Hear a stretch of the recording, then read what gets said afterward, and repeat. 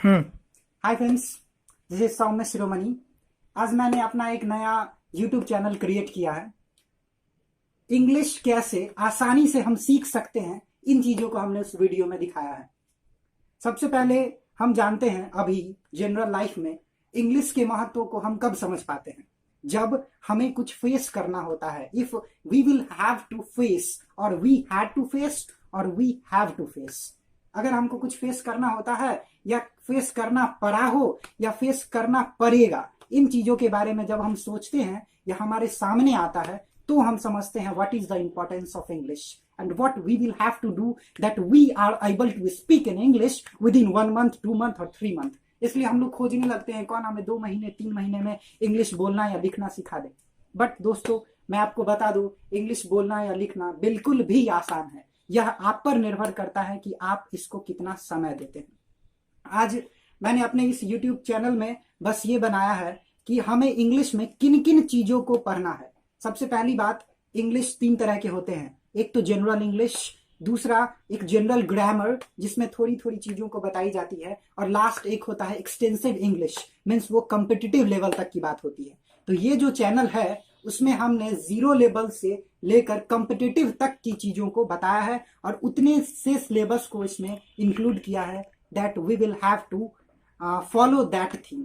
और मैंने इसमें अपना ईमेल भी डाल दिया है और व्हाट्सएप नंबर भी दिया है। अगर कोई प्रॉब्लम हो तो उसको देख लेंगे, ईमेल पे भी पूछ सकते हैं आप। उसके बाद मैंने अपना इस चैनल का नाम रखा है that is EEE, means triple E, extensive English for everyone. Means extensive बोले तो व्यापक, विस्तार, English means English for everyone, हर लोगों के लिए, ऐसा इंग्लिश जो सबों के लिए। अब हम बात करेंगे सिलेबस का, कि इंग्लिश में किन किन चीजों की जरूरत है। सबसे पहले, ना सिर्फ जनरल इंग्लिश, हम लोग बात करेंगे उस इंग्लिश की जो जनरल लाइफ में यूज हो या फिर किसी भी तरह के कंपटीशन के एग्जाम में यूज हो। मीन्स शुरू से 0 से स्टार्ट करेंगे और वहां तक पढ़ेंगे जहां तक इसकी जरूरत है, जहां तक हमको किसी भी कंपटीशन में हम इंग्लिश के क्वेश्चंस को आसानी से सॉल्व कर सकें। तो सबसे पहले सिलेबस में देखना है कि पढ़ना क्या है। सब जगहों पे आपको सबसे पहले पढ़ाया जाता है parts of speech. Parts of speech कहने का मतलब स्पीच का पार्ट है वो, कि हमें बोलने में मदद करता है, हमें कुछ लिखने में मदद करता है। सबसे पहली बात करेंगे हम यहाँ पे जो आपको हर जगह पे नहीं बताया जाएगा, क्लास का। क्लास जो कि पार्ट्स ऑफ स्पीच से पहले पढ़ते हैं हम लोग। क्लास, जिस तरह हर चीज को अलग अलग बंटवारा किया जाता है, बांटा जाता है, ठीक उसी तरह इंग्लिश में भी पार्ट्स ऑफ स्पीच को क्लास के बेस पर 2 पार्ट में अलग अलग कर दिया है, जो हम जब पढ़ेंगे तो इसके बारे में जानेंगे किस तरह से 2 पार्ट में, एक फॉर्म क्लास और दूसरे स्ट्रक्चर क्लास में चेंज कर दिया गया है। ठीक उसके बाद पढ़ना है हम लोगों को सेंटेंस के बारे में, कि सेंटेंस क्या है, किसको कहते हैं सेंटेंस, सेंटेंस की क्या जरूरत है। उसके बाद उसके टाइप्स को, कि कितने तरह के होते हैं, चाहे वो स्ट्रक्चर के बेस पे हो या फिर जनरल इंग्लिश के बेस पे। तो सेंटेंस के अलग अलग टाइप भी होते हैं। उसके बाद हम लोग बात करेंगे पार्ट्स ऑफ स्पीच की। यहां से हम लोग पार्ट्स ऑफ स्पीच की बात करेंगे, किस तरह से क्लास के बेस पे इसको अलग अलग किया गया है और किस तरह से हम लोगों को सब्जेक्ट, वर्ब, ऑब्जेक्ट और कंप्लीमेंट के यूज को जानना है और पहचानना है। इन सब चीजों की बात करेंगे। ठीक उसके बाद हम लोगों को बात करना है पार्ट्स ऑफ स्पीच में नाउन की, कि ये नाउन होता क्या है। ये हम शुरू करेंगे 0 लेवल से, नाउन कहते किसको हैं, कितने तरह के होते हैं, और धीरे धीरे बढ़ते बढ़ते हम लोग वहां तक जाएंगे जहां तक एक SSC के एग्जाम में या बैंक के एग्जाम में आप लोगों को क्वेश्चन पूछा जाएगा, और देखेंगे कि कैसे नाउन भी एक हीरो है अपने आप में इंग्लिश में। आसान इसको नहीं समझेंगे, लेकिन आसान है भी। हमारे वीडियो से आपको बिल्कुल आसान लगेगा, इजीली हम लोग समझ पाएंगे इसको। उसके बाद देखना है, नाउन के जस्ट बाद आता है नंबर की बात करेंगे हम। संस्कृत में हम लोगों ने पढ़ा है 3 ही तरह के होते हैं, लेकिन इंग्लिश में 2 ही तरह का पढ़ना है, वो भी देखेंगे हम लोग आगे। ठीक उसके बाद नंबर के बाद हम लोगों को बात करना है आर्टिकल के बारे में कि आर्टिकल क्या है। आर्टिकल को जानने के बाद देखेंगे आर्टिकल का यूज़ कैसे कैसे होता है, आर्टिकल क्या है, इंग्लिश में इसकी क्या ज़रूरत है। उसके बाद हम लोग बात करेंगे जेंडर की। जेंडर ये क्या है? जेंडर हम लोगों ने सुना है हिंदी में स्त्रीलिंग, पुल्लिंग, नपुंसकलिंग, सामान्य जेंडर, ये सब होते हैं। उसी तरह इंग्लिश में भी बात करेंगे हम लोग जेंडर की। उसके बाद बात करना है हम लोगों को पर्सन का कि पर्सन क्या है।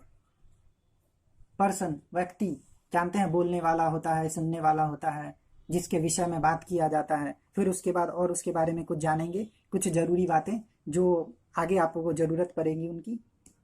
उसके बाद हम लोगों को पढ़ना है सब्जेक्ट के बारे में, जो हमने यहाँ लिखा है सब्जेक्ट के बारे में। सब्जेक्ट क्या होता है ये सब्जेक्ट, और कितने तरह का हो सकता है ये सब्जेक्ट के बारे में बात करेंगे।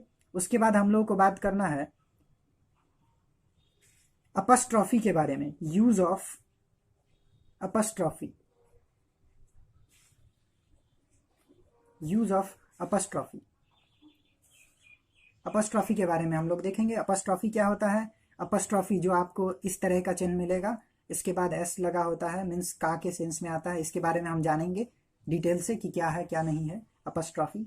इसके जस्ट बाद हम लोग बात करेंगे WH फैमिली के बारे में। WH फैमिली ये एक सदस्य की तरह है, फैमिली की तरह है, जो सिर्फ साथ हैं। जानेंगे क्या क्या है और कैसे कैसे उसका यूज होता है WH फैमिली। उसके जस्ट बाद हम लोगों को बात करना है, ये क्वेश्चंस के रूप में ज़्यादातर होते हैं, इसलिए इसको लिखा हुआ मिलेगा आपको WH फैमिली क्वेश्चंस, मीन्स इसके बारे में देखना है। जस्ट इसके बाद हम लोग बात करेंगे अब प्रनाउन की। ये पार्ट्स ऑफ स्पीच का एक ही पार्ट था नाउन ए। अब हम लोग बात करेंगे प्रनाउन की। प्रनाउन की, प्रनाउन क्या है इसके भी बारे में जानेंगे। जिस तरह नाउन क्या है, कितने तरह के होते हैं, उसी तरह प्रनाउन क्या है, कितने तरह के होते हैं, और आगे कंपटीशन में कैसे कैसे क्वेश्चंस प्रनाउन से आते हैं, कंपटीशन में कैसे कैसे क्वेश्चंस नाउन से आते हैं, वो भी हम देखेंगे सेपरेट वीडियो में। उसके बाद बात करेंगे हम लोग प्रनाउन के बाद केस के बारे में। केस ये इंग्लिश के बोलचाल के भाषा में या फिर राइटिंग स्किल्स में बहुत ज़रूरी होता है। केस बहुत आपकी मदद करेगा। It's most important part of the English, most important part that is case. इसके बारे में जानेंगे हम लोग। उसके बाद देखना है पार्ट्स ऑफ स्पीच का ही एडजेक्टिव के बारे में हम लोग जानेंगे। एडजेक्टिव के बारे में जानेंगे, एडजेक्टिव क्या है, कैसे यूज होता है, फिर कंपटीशंस में कैसे क्वेश्चंस होते हैं एडजेक्टिव में। उसके बाद ठीक इसी के साथ साथ हम लोग पढ़ेंगे डिटरमाइनर के बारे में कि ये डिटरमाइनर क्या होता है, एडजेक्टिव से कैसे रिलेटेड है। Both are the same thing but different in some topics on some points, that's why. उसके बाद बात करेंगे हम लोग वर्ब की कि ये वर्ब क्या है, यहाँ से इंग्लिश की शुरुआत होती है। ये सब एक इंट्रो था जो ज़रूरत वाला है, लेकिन यहाँ से इंग्लिश की शुरुआत होती है जहाँ से आपको इंग्लिश के हाथ पांव दिखने शुरू हो जाएंगे। This is the base of the English, starting point of English. These all are the introductions, this is also the introduction, but this is the main point of English and we will start from here itself. उसके बाद देखेंगे verb के बाद adverb के बारे में। उसके बाद देखेंगे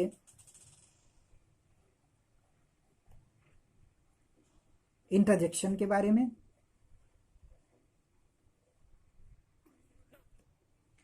बीच में हमने नहीं लिखा है प्रीपोजिशन और कंजंक्शन। क्यों?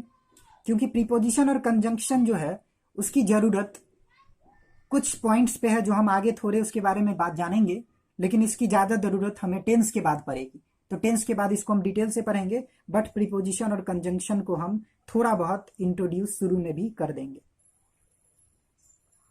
और जहाँ पे इसकी ज़्यादा ज़रूरत होगी वहाँ पे तो आपको इसका सेपरेट वीडियो मिलेगा। These 2 points are the best point of English, this is the best point of English. यहीं से इंग्लिश बोलना या लिखना शुरू होता है। उसके बाद हम लोग बात करेंगे पोजीशन ऑफ सेंस की, पोजीशन की बात करेंगे, पोजीशन सेंस की बात करेंगे कि किस तरह इंग्लिश में किसका पोजीशन कहाँ कैसे क्यों के बाद हम लोग कब आता है, उसके बारे में हम लोग देखेंगे। सिंपल सेंटेंसेस को, सिंपल सेंटेंसेस जैसे कि इसमें वैसे सेंटेंस होंगे जिसमें जब हम भर पढ़ेंगे तो जानेंगे कि वैसे सेंटेंस होंगे जिसमें क्रिया तो हो रही होगी, क्रिया तो हो रही होगी, लेकिन हमको पता नहीं होगा कि ये करने वाला कौन है, दैट इज अननन। ये अननन होगा या फिर वेल नन होगा, दो ही चीज हो सकता है। तो हम जानेंगे कि सिंपल सेंटेंस जो कि टेंस से बहुत हटकर है, उसको हम लोग ट्रांसलेट किस तरह करेंगे, उसको ट्रांसलेट करने का तरीका जानेंगे। How this is related to the tense and how tense is related to the simple sentence. तो हम लोग देखेंगे सिंपल सेंटेंस के बारे में कि सिंपल सेंटेंस क्या है, कैसे उसको ट्रांसलेट किया जाएगा और सिंपल सेंटेंस की महत्ता क्या है। उसके बाद हम लोग देखेंगे टेंस को। टेंस में तीन तरह की चीजों को पढ़ते हैं हम लोग, सिंपल सेंटेंस के बारे में, टेंस के बारे में और एक मॉडल के बारे में। These 3 points are the basic point of the English. तो देखेंगे पहले सिंपल सेंटेंस को कि वो क्रिया हो रही होगी किस तरह, खुद हो रही होगी, कोई करने वाला नहीं होगा। फॉर एग्जाम्पल जैसे हम कहते हैं कि किताब रखी हुई है, किताब रखी हुई है। अब किसने रखी या किताब कहाँ रखी कुछ पता नहीं है, मीन्स ये कि रखने का काम तो हुआ लेकिन किसने रखा वी डोंट नो, अननन है ये। या गिरफ्तार किया गया, गिरफ्तार किया गया। अब यहां देखिए गिरफ्तार कौन करेगा, पुलिस वाला, दैट इज वेल नन। तो या तो वेल नन होगा या फिर अननन होगा। तो देखेंगे सिंपल सेंटेंस किस तरह के सेंटेंस को कहेंगे, इसलिए हमको पढ़ना है पहले सिंपल सेंटेंस और इसका ट्रांसलेट कैसे किया जाएगा। फिर पढ़ना है हमको टेंस, कि टेंस क्या है, टेंस काल, समय, टाइम, इसको देखेंगे कि क्या है ये, किस तरह से इसको पढ़ेंगे। उसके बाद हम लोग आएंगे इसी सिंपल सेंटेंस में आता है आपको 3 तरह की चीजें आती हैं। एक आता है वर्ब का टू बी, एक आता है वर्ब का टू डू, एक आता है वर्ब का टू हैव। इन चीजों को हमें देखना है सिंपल सेंटेंस में, और कुछ भी नहीं। और वर्ब के फॉर्म को हम देखेंगे कहां पे, किस तरह के वर्ब के फॉर्म को यूज किया जा सकता है। उसके बाद इसी सिंपल में फिर से हम बात करते हैं 3 चीजों के बारे में। हम लोग अभी जस्ट बात की है verb to be, is, am, are के बारे में देखेंगे कैसे यूज करना है। हैज, हैव के बारे में देखेंगे कैसे यूज करना है। वाज, वर के बारे में देखेंगे कैसे यूज करना है। उसके बाद हैड के बारे में देखेंगे कैसे यूज करना है। उसके बाद विल बी या फिर विल हैव के बारे में देखेंगे कैसे यूज करना है। These all are the simple sentences। किस तरह सिंपल सेंटेंस को देखना है। टेंस, टेंस के बारे में हम लोग देखेंगे टेंस क्या है, किस तरह से यूज करेंगे, क्या होगा, कैसे ट्रांसलेट किया जाएगा, ये सिंपल सेंटेंस से किस तरह अलग है, सारी चीजों को इसमें हम देखेंगे। उसके बाद हम बात करेंगे मॉडल की, मॉडल जिसको हम लोग सिंपल फाइनाइट भी कहते हैं, सिंपल फाइनाइट, या फिर इसी को हम लोग कहते हैं फ्रेंड्स ऑफ नॉट भी, फ्रेंड्स ऑफ नॉट देखेंगे। These are the 24 friends of not. 24 friends of not मतलब नॉट के 24 फ्रेंड्स कौन कौन है, 24 जो मदद करते हैं, जो उसके दोस्त हैं वो कौन कौन से हैं, that is 24 friends of not. इसके बारे में हम लोग देखेंगे। उसके बाद हम लोग देखेंगे मॉडल में ही बहुत सारी चीजों को ध्यान से पर देखेंगे। मॉडल में हम देखेंगे सबसे पहले can, could, may, might, shall, should, ये सब चीजें आती हैं। तो सबसे पहले हम देख लेते हैं कि स्टार्ट करते हैं मॉडल में। हम देखेंगे पहले वुड बी को कैसे यूज करना है। उसके बाद देखेंगे हम लोग वुड हैव को कैसे यूज करना है। उसके बाद हम लोग देखेंगे वुड हैव बीन को कैसे यूज करना है। उसके बाद देखेंगे हम लोग कुड बी को कैसे यूज करना है। फिर देखेंगे कुड हैव को कैसे यूज करना है। फिर हम लोग देखेंगे कुड हैव बीन को कैसे यूज करना है। उसके बाद हम लोग देखेंगे शुड बी को कैसे यूज करना है। ठीक उसी तरह शुड हैव को कैसे यूज करना है। फिर उसी तरह शुड हैव बीन को देखेंगे कैसे यूज करना है। उसके बाद देखेंगे शुड हैव को और वुड हैव को और कुड हैव को, इसका यूज कैसे करना है। पहले तो should be, should have been, फिर should have, would have and could have. इन चीजों को कुड बी, कुड हैव और could have been, would be, would have और वुड हैव बीन, इन सब चीजों को देखेंगे। उसके बाद देखेंगे हम लोग विल को कैसे यूज करना है, या फिर देखेंगे मस्ट को कैसे यूज करना है, या फिर हम लोग देखेंगे मे को कैसे यूज करना है, फिर हम लोग देखेंगे माइट को कैसे यूज करना है। These all are the thing of models. इसके बारे में हम लोग पढ़ेंगे। और भी चीजें इसमें आती हैं जैसे can, could, shall, able to, use to, need, has to. ये सब चीजों को हम आगे जब डिटेल से पढ़ेंगे मॉडल को तो देखेंगे एक सेपरेट वीडियो में। इसके बाद हम लोगों को देखना है प्रीपोजिशंस को। हमने कहा था कि पहले हम प्रीपोजिशंस के बारे में थोड़ा बहुत बता देंगे, लेकिन अब देखना है प्रीपोजिशंस को। यहां के बाद आपको समझ में आएगी अच्छे से कि प्रीपोजिशंस क्या है और किस तरह से यूज होते हैं, और इसी से सबसे ज्यादा आपको कंपटीशन में क्वेश्चंस पूछे जाते हैं। उसके बाद देखेंगे हम लोग कंजंक्शंस को, कंजंक्शन कैसे होते हैं, कैसे यूज किया जाता है इसका। उसके बाद फिर से हम लोग थोड़ा देखेंगे जो हम सेंटेंस शुरू में पढ़े थे उसके बारे में, सेंटेंसेज एंड क्लॉजेस के बारे में देखेंगे कि क्या है क्लॉज, क्या है सेंटेंस, क्या है ये सेंटेंस से किस तरह भिन्न है, ये सब चीजों को देखेंगे। उसके बाद हम लोग देखेंगे इम्फैटिक को। इम्फैटिक को हर टॉपिक से क्वेश्चंस बनते हैं कंपटीशंस में, सो हर एक टॉपिक को बहुत बारीकी से पढ़ना है और देखना भी है कि किस तरह से उसका यूज कंपटीशन में किया जाता है क्वेश्चंस के रूप में। उसके बाद पढ़ना है हम लोग को डिग्री ऑफ कंपैरिजन के बारे में। कंपैरिजन के बारे में देखना है कि किसी भी चीज का कंपैरिजन किस तरह किया जाता है, किस डिग्री में उसका कंपैरिजन किस तरह होता है कि उसी को बेस्ट कहा जा सकता है, उसी को बेटर कहा जा सकता है और उसी को गुड कहा जा सकता है। सो हम देखेंगे कंपैरिजन में। उसके बाद हम लोग को देखना है वॉइस के बारे में। वॉइस ज्यादातर चीजें, चाहे वो स्पीच हो, चाहे वो राइटिंग स्किल्स हो या फिर स्पोकन हो, कुछ भी हो, आपको जब उसको हम लोग पैसिव फॉर्म में कहते हैं तो वो ज्यादा अट्रैक्टिव दिखता है। इसलिए वॉइस की जरूरत बहुत जगहों पे होगी आपको, और किसी भी चीज को अट्रैक्टिव बनाने के लिए that is the most important part of English. उसके बाद हम लोग देखेंगे सिंटैक्स के बारे में। सिंटैक्स कहने का मतलब कि सब्जेक्ट से वर्ब का किस तरह से अग्रीमेंट होगा। अग्रीमेंट कहने का मतलब इससे इसका मेल भाव किस तरह होगा। अगर सिंगुलर है तो सिंगुलर, प्लूरल है तो प्लूरल, और कभी कभी सिंगुलर के साथ प्लूरल, कभी कभी प्लूरल के साथ सिंगुलर, तो कैसे यूज होगा। जो दिखेगा सिंगुलर बट होगा प्लूरल, तो उस सब के बारे में हम डिटेल से पढ़ेंगे। फिर आगे देखना है हम लोगों को रिमूवल ऑफ टू के बारे में। रिमूवल ऑफ टू के बारे में देखना है कि किस तरह से इस टू को हटाएंगे। ये टू, इसका मतलब होता है भी, मीन्स ये ज्यादातर निगेटिव सेंस में यूज कहते हैं, सबसे ज्यादा निगेटिव सेंस में इसका यूज होता है टू।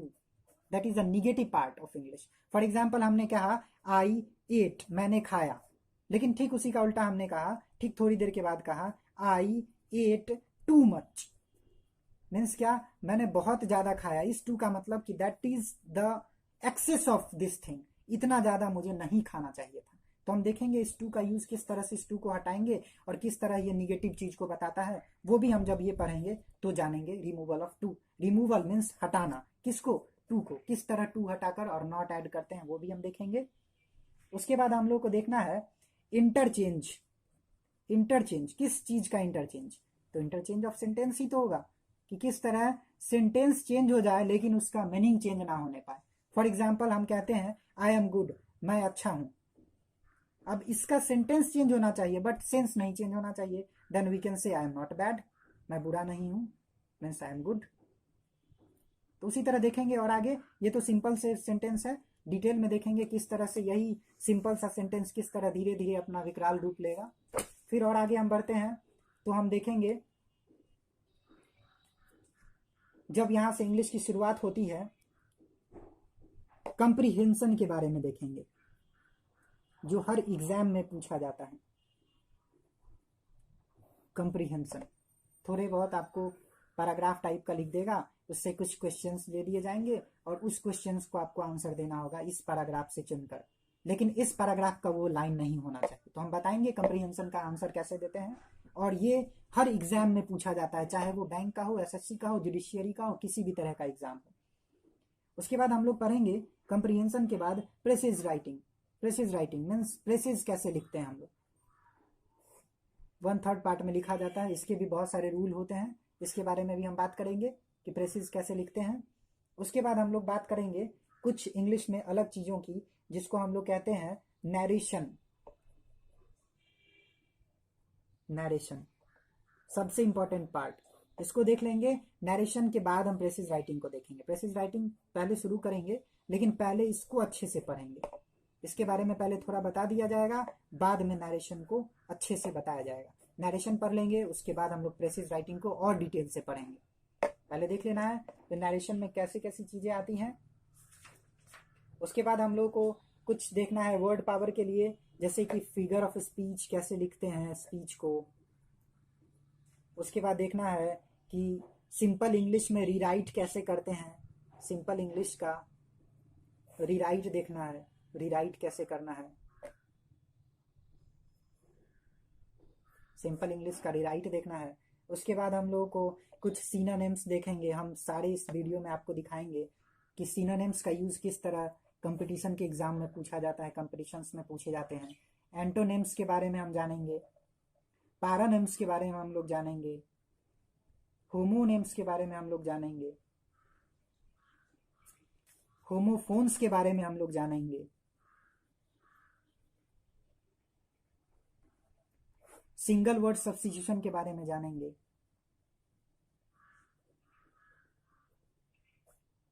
उसके बाद लास्ट फॉर्मेशन ऑफ वर्ड्स के बारे में जानेंगे, वर्ड्स का कैसे फॉर्मेशन होता है। ये सब वर्ड पावर के लिए है, आपका वर्ड का पावर, वर्ड्स पावर बढ़ाएगा आपका, और साथ ही साथ आपको कंपटीशन के लिए प्रिपेयर करेगा। तो इतने चीजों को पढ़ने के बाद हम लोग जान पाएंगे कि किस तरह से हम अपने आप को एक कंपटीशन के लिए प्रिपेयर कर सकते हैं, किस तरह से हम लोगों को इंग्लिश पढ़ना है। These are the steps and we will have to follow these steps for proper English, and this is the basic English also, and this is the competitive English also। हम लोग जीरो से शुरू करेंगे और competition तक जाएंगे। हर एक topic आपके लिए महत्वपूर्ण होगा, सो हर वीडियो को ध्यान से देखेंगे, और हर वीडियो का लिंक हम नीचे सब्सक्रिप्शन में डाल दिया करेंगे, और कुछ व्हाट्सएप नंबर भी होंगे। अगर आपको कुछ जरूरत हो, कुछ मदद की जरूरत हो, या कुछ पूछना हो, तो आप उस व्हाट्सएप से पूछ भी सकते हैं। Thank you.